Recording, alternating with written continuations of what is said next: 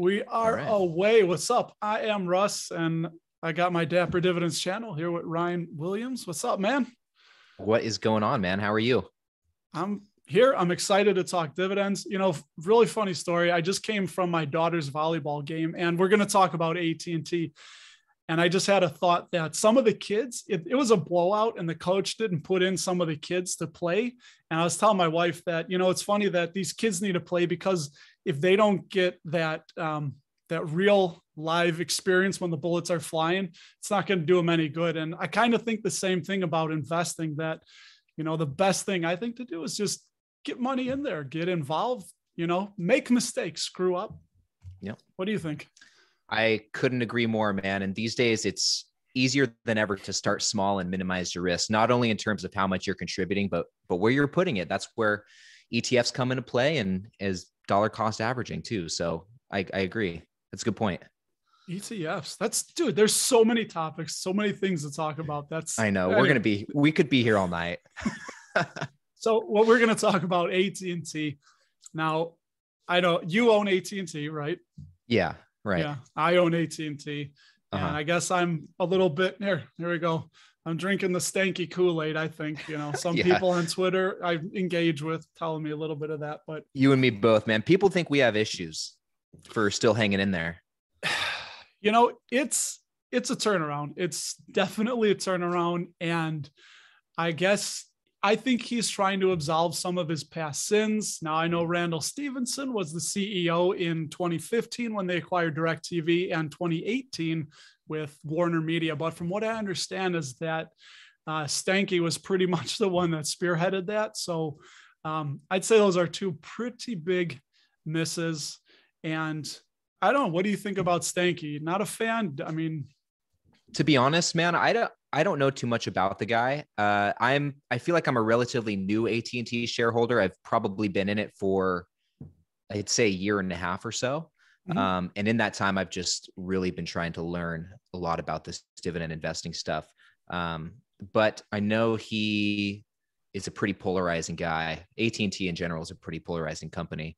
I really don't have an opinion on him either way, just because I don't know a whole lot about what he's all about. But I know that he's in some hot water, and I think that post spinoff, I think they're going to have a lot to prove to shareholders. Yeah. Well, I mean, we could start there with the spinoff. So I'm excited for it. I think it's a really interesting time. If you don't know, AT&T. Oh, I didn't start my stopwatch. For everybody watching, we're not going to go too long here. I said I was going to keep it short, so we'll try and stick to that. Anyway, so I tend to get distracted really quickly. So reel me back in if we get too far off. But yeah, so really quick, they decided to do a spinoff instead of an exchange. So sometimes you can do nothing with your shares, or you can exchange it for just AT&T or just Warner Brothers. And they ended up going with the spinoff, which is going to be better for us as shareholders because it's completely tax-free. It was that reverse Morris Trust, which I think is good. There's going to be 0.24 shares for every one share of AT&T. So the quick math, if you have 100 shares of AT&T, we'll get 24 Warner Brothers Discovery.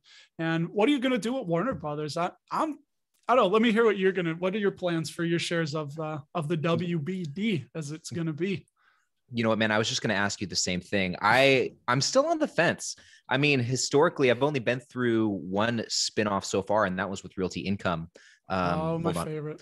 Yeah. And I sold those right away. Like the day I got them, I got rid of them. Yeah. And I'm glad I did too, because it came down in share price. So I'm glad I sold out, as quick as I could. But this one could be a different story. I think that, I'm a big HBO guy, and I think there's a lot of great media within HBO and, Warner Brothers in general. And so, man, I really think that these guys could compete with the likes of Netflix and Apple TV and Disney Plus and all these other streaming services. There's just a lot of great content.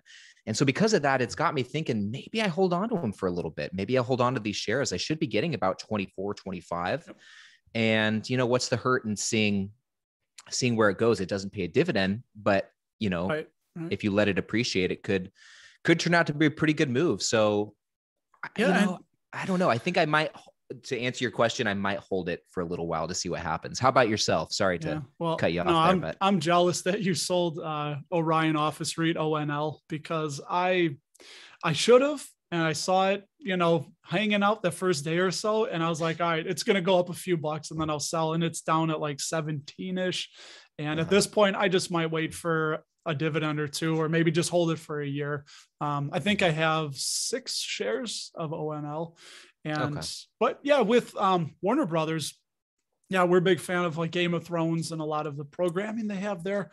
And they already said, I think they want to spend about $20 billion in new revenue. So they clearly want to compete with Netflix and Disney. And it's just, this is kind of the cool thing about the spinoffs, like with Johnson & Johnson spinning off of consumer health, is that people can kind of like a la carte pick and invest how they want. So some people don't want to be in a big telecom, but they want to have a streaming play, a pure play streaming company. So that's what the whole, unlocking value. And then they're not under I was going to say Big Mama Bell. When I was a kid, they had the Mama Bell. And that's when they broke it up in 82 into all the baby bells. Yeah, I did a video on that. I had fun. Oh my God. That video at work, I had a handle of my come along smash me in the mouth. And I did the video when I got home. So I completely forgot about that. I'll put a link below if you want to see this guy with a big fat busted lip. Are you talking about when you say Baby Bell, are you talking about the cheese? Oh, my daughter loves the Baby Bells. I wish it was those. No, I don't know it in any other context besides the cheese. I love it. No, this is perfect. I love that. Yeah. So AT&T was under the antitrust. They were broken up. Yeah. So they were broken up into 8 smaller companies, and they called the big parent Ma Bell, and then they called each of the 8 companies the Baby Bells. Because one of those was a Pacific Bell, right? Pac Bell. And that's where Stanky got his start, was from Pacific Bell, I believe. Okay. And I didn't know that. Yeah. So, so they broke them up, but there's this awesome flow chart that shows how the blob, like, it's like they broke the blob up into like 8 different pieces, and then the blob slowly starting to reform back together. Cause now there's, I think, Verizon. So Verizon was born out of that. So a bunch of mergers from some of the Baby Bells and acquisitions.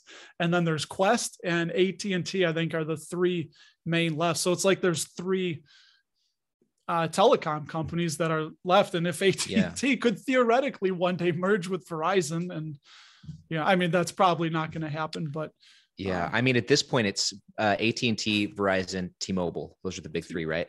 Yeah. T-Mobile is the only one who doesn't pay a dividend. No. And I don't know if they will. Well, do you think so? I'm guessing right off the bat, the Warner Brothers spinoff, that new company, that's not going to be paying a dividend. Do you think? Oh God, no. No. Do you think there will come a point in time where that'd be a possibility? I don't think so, just because it's such a capital intensive business and it's so cutthroat.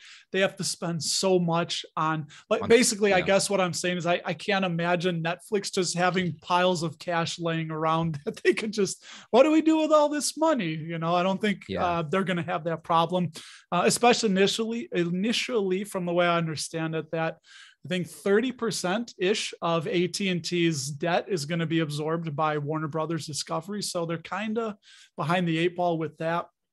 But I'm probably with you. I think I'm going to hold those shares for a while. And anybody watching, I'd love to know. We'd love to know your thoughts on what you're going to do with the WBD, Warner Brothers Discovery. Absolutely. Let me ask you this, man. At what point, this is something I think about a lot or get asked a lot too, regarding AT&T. At what point would you decide, okay, enough is enough, it's time to get out of this company? At what point would you sell out of AT&T? What would it take? Yeah, it would take a lot of serious revenue decline, and they would really have to start losing market share. But the way I see it, you just talked about the big 3. It's such an expensive infrastructure and network that they're building, like with the 5G spectrum in last February or was it February of 21 or 20? I'm losing it. When Verizon was the big bidder with over 40 billion, and then AT&T was second and T-Mobile was third. It's really hard for a competitor to just pop on the scene and compete with those guys in this level. So for me to be able to sell AT&T, it'd probably have to be the dividend, first of all, because that's primarily why I think a lot of us are holding it, is for that dividend and not for the growth. Like we can't get ourselves, we're not buying Verizon and AT&T for the growth of the company. Right. But I think that if they weren't able to pay the dividend and it was getting up to like maybe 95% of cash flow, and again, revenue was just precipitously, steadily dropping, I think there would be a lot of red flags. And yeah, there's a few, that a lot of people point out now. One of them is the high debt, but if you look at the debt, and of course, I think you saw the video I did, I'm the lunatic that ended up looking at AT&T's debt because I stumbled across it on their website actually. And they have debt that goes out till 2097. And if I look at their expected free cash flow, they can easily cover the debt in every single one of the years. Like I think I did the next 5 or 6 years that it's coming due. A lot of people like to throw out the debt, and it's, I think they're going to start paying that down. That's what Mr. Stanky said he wants to do. And when you put it in that context of when the debt needs to be repaid, it didn't seem so bad from what I remember. No, weirdly enough. Yeah. And that was my first time finding it. I was like, oh, cool. I think I want to share this. And it looks really manageable. So that would probably be another thing if they really start diluting shareholders by like really issuing a lot of shares and trying to just burn, if they're burning cash. So if they just start burning cash and they cut the dividend, I mean, that's probably when I would really get nervous and sell. I mean, right now we got a ways to go. I know you're down. I'm down a bit on it, and it's an uphill climb for sure. Yeah, we have time though. I figure I'll give it a year, maybe even 2 years post spinoff to see what the company does in that time. And if things are looking to be headed in a good direction, I'll keep rocking with it. But if not, then I would reconsider. Yeah, but I definitely think, they deserve a shot post spinoff. I think it'll look like a totally different company at the, from then on. Yeah. Well, curiously enough, March 11th, they're going to have their Analyst and Investor Day. Now that is going to be interesting. I think a lot of people are going to be using that as a watermark to see, what they're going to be doing, where they're going in the future, the kind of guidance that they're going to give. And I'm looking to see that they're going to talk about paying down the debt, start addressing that debt. Obviously, it's not that big of a deal. They can cover it. They brought in, where was it? I think 162 or 168.9 billion dollars in revenue last year for the full year. And now that was down from 172 billion. But I mean, dude, they're a massive company. They have what's $4 billion? It's but they did sell off, and see, I don't even remember this. This is how big they are. US Video and VRIO. So those were 2 more segments that they sold off. And that was, I think, 3 billion or so from those. So it's just, they were so big. They literally were like the blob. And I mean, we're seeing it, right? All these companies that are getting smaller and leaner and meaner. Mm-hmm. The Johnson & Johnson one kind of took me by surprise. I wasn't expecting them to come out with that news. Yeah, well, as we look at it, their consumer health was basically like a non-core asset when you compared it to the medical devices and the pharmaceuticals. So, I mean, it's weird. I didn't see it coming either, but it makes sense that they did it. And I thought they should have sold it to Unilever. Unilever was trying to buy GlaxoSmithKline, their consumer health.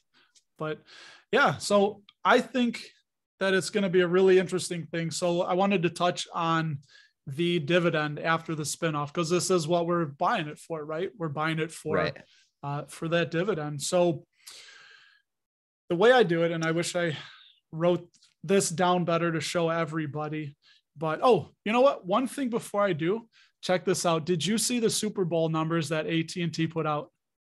No. So I did not. Check this out. You're going to share your screen? I'm going to share my screen. So AT&T, they had a pretty big data usage at the Super Bowl. And I just came across this yesterday.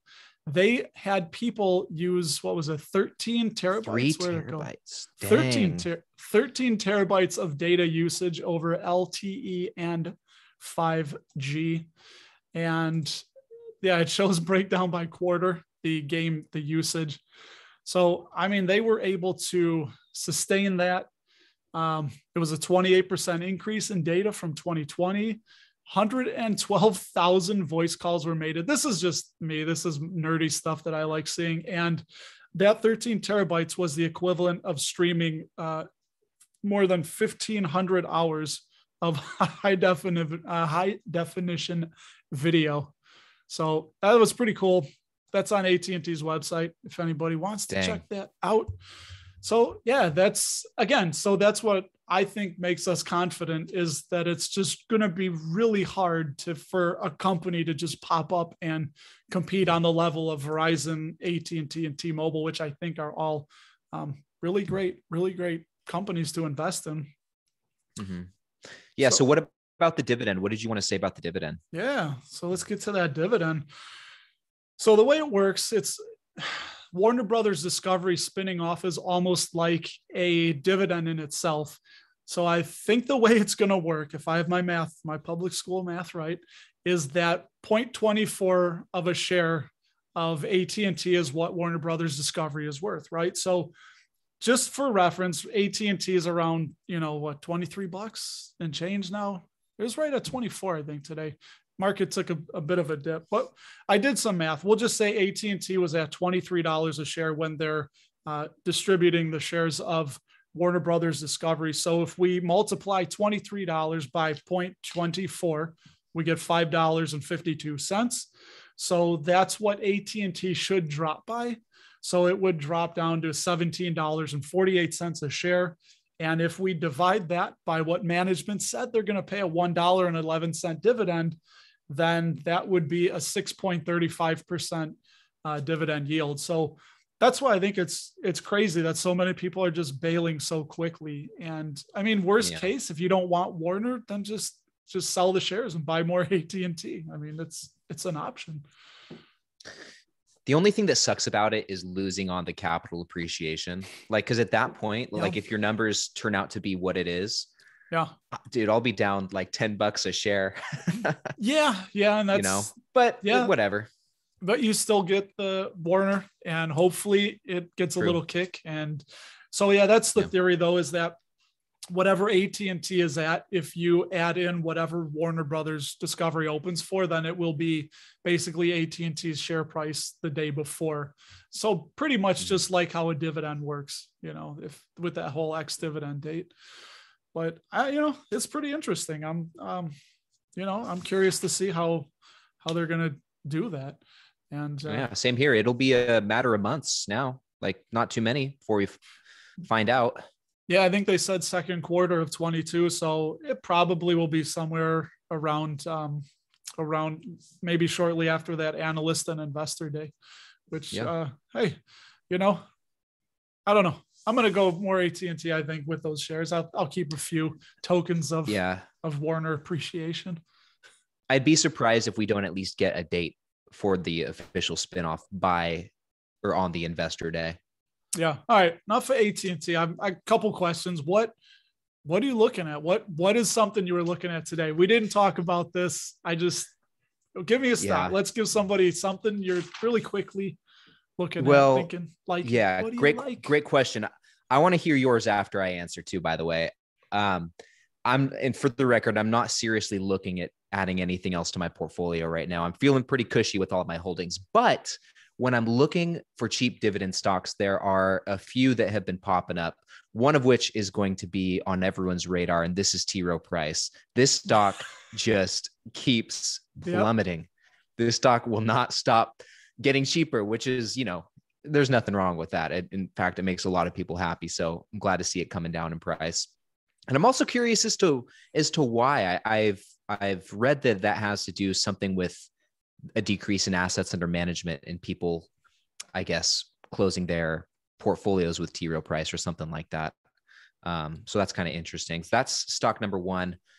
I'm also looking into this small cap company, Johnson Outdoors Inc., I think is what it's called, but the ticker symbol is JOUT. Really? And okay. You should check it out. But been going through the financial statements of that company. Looks pretty solid. And I don't remember the dividend stats off the top of my head. I know it has a lower starting yield, a high 5-year CAGR, and I think maybe somewhere between 8 and 12 years of consecutive dividend growth. Really? So yeah, for a small cap, it looks pretty nice. I would say those are the two that I'm really been looking at heavily lately. As far as what I've been buying Snap-on pretty much every single week for the last month and a half or so. Not that it's at any discernible discount, but it's the newest addition to my portfolio. So I'm trying to build that up.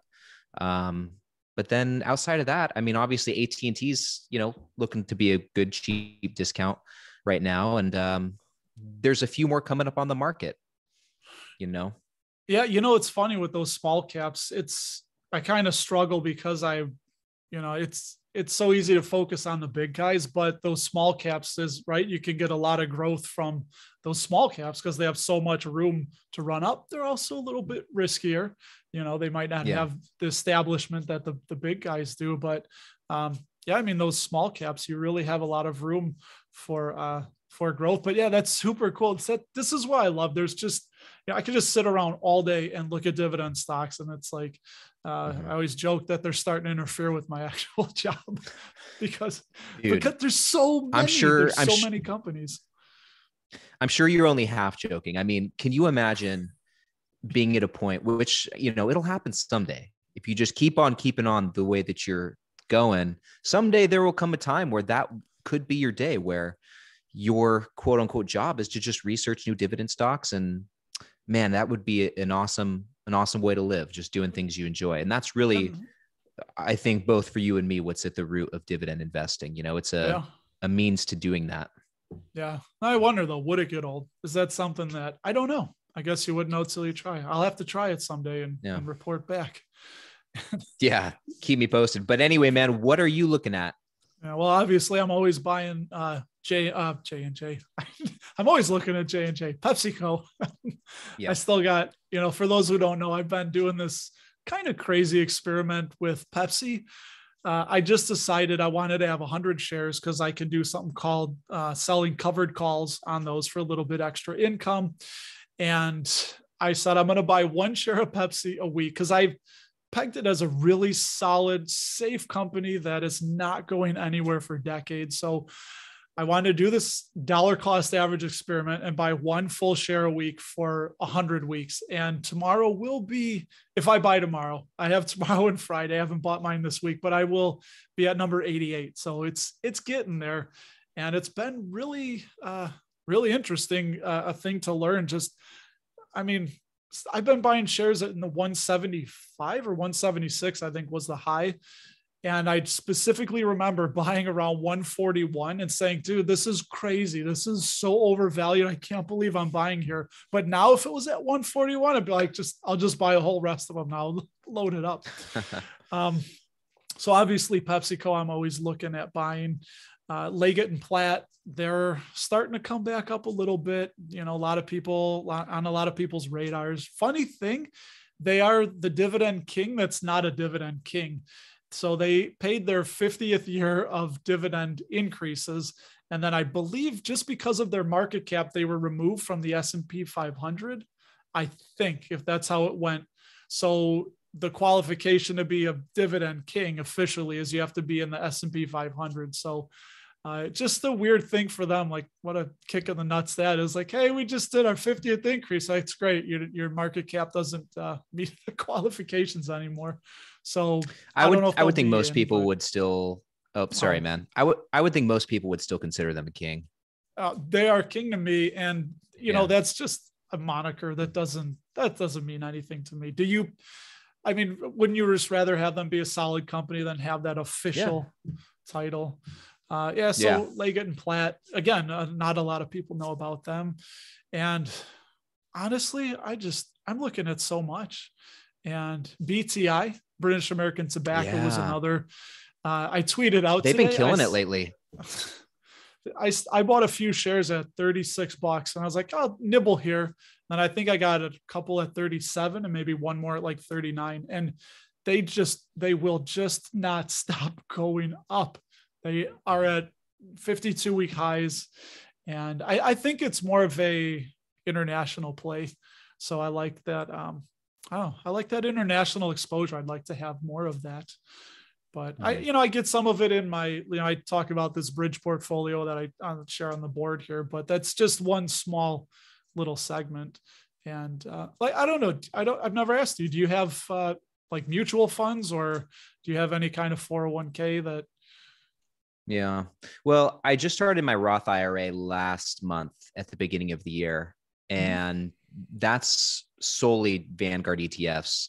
And I just have 5 different ones in there that I contribute to every single week, in addition to my taxable brokerage. And then I do have a separate account with Edward Jones that is just a mutual fund. And I don't remember which one off the top of my head, but those are the 3. I really don't contribute to the Edward Jones one, but the other 2 I definitely do on a regular basis. Yeah, same here for me. So, God, we could just talk all night. Dude, I know. 30. So I have 4 Vanguard funds that are in my work 401k. So they do the company match, and I contribute 30% of my pre-tax income. So we're really trying to make up for lost time. So everything I buy in this thing over here, this bridge, that's after my 30% pre-tax goes to, So we're you're going hard, man. Yeah. So, we're trying to make up for lost time. And then all that this bridge is, if we can keep it intact, we don't need the money for anything else, is just to have that extra, whatever it turns out to be. Right now it's $2,500. So if I want to get to 6,000, 7,000, 10,000 a year, that's big. That's groceries, that's utilities, that's whatever, that's paying for a trip. So yeah. Anyway, that's huge, man. If you don't mind me asking real quick, while we're on the subject, what's kind of your timeline for retirement? Have you thought about that? Yeah, well, hopefully my boss isn't watching, but I know he's not. And if he does, it's okay. So no, I've been telling, my inner circle that I want to walk away. I want to have the ability to walk away at 50. So I will be 44 in April, I think. I was born in April of 78. So if you can do quick math, I forget how old I am, but so I want to be able to walk away from my job at 50 and just not have to do it, leave it, not have to worry about it. And I don't know if I will keep doing it, but that's kind of my option. And I guess we really won't know until we cross that bridge. And then we're going to travel more. I've oversaved too much. For the last several years, been saving way too much and being frugal with the things I love instead of fiercely frugal with the things I don't love, and then spending extravagantly on the things that I do love. So that's kind of the plan for me to be 50 and be able to say, I can now walk away if I want to. And if I will, I don't know. That's solid. Even if it's just cutting it back to something part-time, I think that'd be a huge step in the right direction. Oh God. Well, we could even, I could even walk away and do, what do they call it? Barista fire, right? Where you just have to have like some blow off part-time job. You're doing it just for the healthcare and to socialize. Heck yeah. It's just money is a tool, and it just gives us options. Like, that's why it's so cool what we get to talk about. And we're not experts, but the way I look at it is we're knowledgeable individuals sharing a passion. And it's absolutely, man. We have this platform we get to do it on. So exactly. We're just sharing this thing that we're interested in, and that is, going to give us financial independence someday. And it's just such a positive thing to get into. And really, more than anything, at the end of the day, I think we're both just documenting what we're doing and documenting the journey, and hoping that it inspires other people to do the same. Because man, it could be such a powerful thing. Even just having an extra $2,500 a year coming in for doing nothing, man. That's huge. It's huge. Yeah. Like we're looking at going to Prague and Munich, and the flight's like $4,000 just from what we're looking at. It's an idea right now, nothing concrete, but I was thinking, like, if I were to just collect the dividends, that's half of a flight from Chicago to Prague. I mean, that's, that's awesome stuff. So, and how old are you, by the way? I don't remember.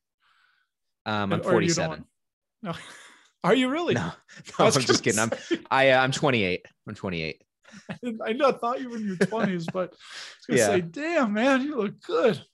Yeah. So I love it that you started this early, because when I was your age, God, I hate this. I hate that. When I was your age, dude, that's what everyone says. Yeah. It was just started earlier.